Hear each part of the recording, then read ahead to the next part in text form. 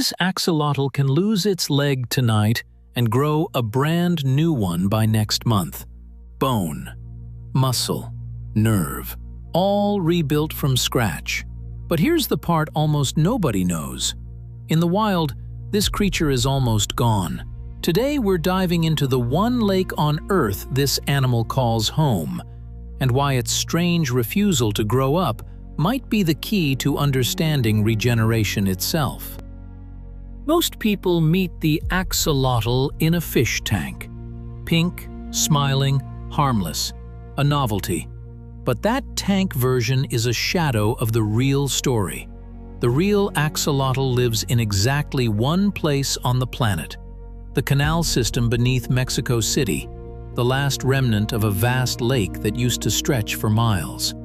To the Aztecs, this creature wasn't a curiosity.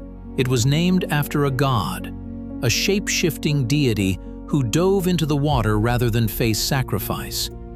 The name itself carries that legend forward. This isn't a background character in the animal kingdom.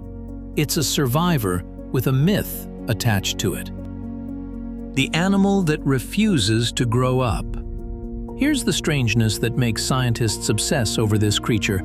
Almost every salamander on Earth follows the same life plan. They start in water with gills, and eventually they grow up, lose those gills, and move on to land. The axolotl skips that step entirely. It keeps its gills. It keeps living in water, forever. Biologists have a word for this: neoteny, permanent childhood, at the level of the whole body. So why would evolution build an animal that never grows up?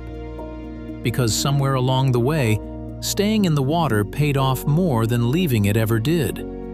Refusing to grow up wasn't a flaw, it was a strategy. Now here's where it gets almost unbelievable. Cut off a limb, and most animals scar over and stop. The axolotl doesn't scar. Cells at the wound site actually reprogram themselves, rebuilding the missing limb layer by layer. Skin, muscle, bone, even the nerve connections, until it's functionally identical to the original. And it doesn't stop at limbs. This same regenerative machinery can repair damaged sections of the spinal cord, parts of the heart, and even sections of the brain.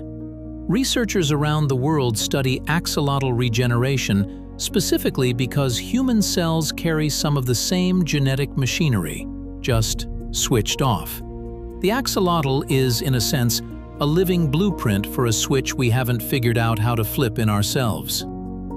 This isn't a new trick either. Amphibians, as a group, have existed for hundreds of millions of years, stretching back long before dinosaurs walked anywhere. They've outlasted extinction events that wiped out the majority of life on Earth. But regeneration isn't free.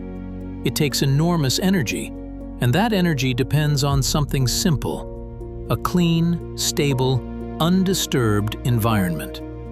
Take that away, and the same biology that seems invincible becomes incredibly fragile. An animal built to survive 5 mass extinctions. And yet, it might not survive us. Here's the strange twist. There are more axolotls living in laboratories and home aquariums right now than at any point in history. Scientifically, the species is thriving. But in the wild, in the actual canals it evolved to live in, the axolotl is critically endangered.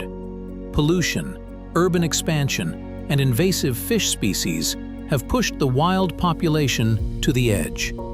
We've kept the species alive as a resource for research, while letting its actual home disappear out from under it. That's not really conservation. That's outsourcing survival to a lab shelf.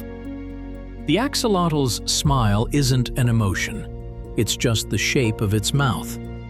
But its presence in that lake, if it holds on, is something closer to a verdict. Proof that the water is still clean enough, still balanced enough to support something this delicate. If we lose it there, we don't just lose a strange-looking salamander. we lose one of the clearest living blueprints we have for how a body heals itself. If you found this as wild as I did, hit subscribe and tell me in the comments, had you heard of the axolotl before today? Or did you think it was just an aquarium fish? I read every comment. See you in the next one.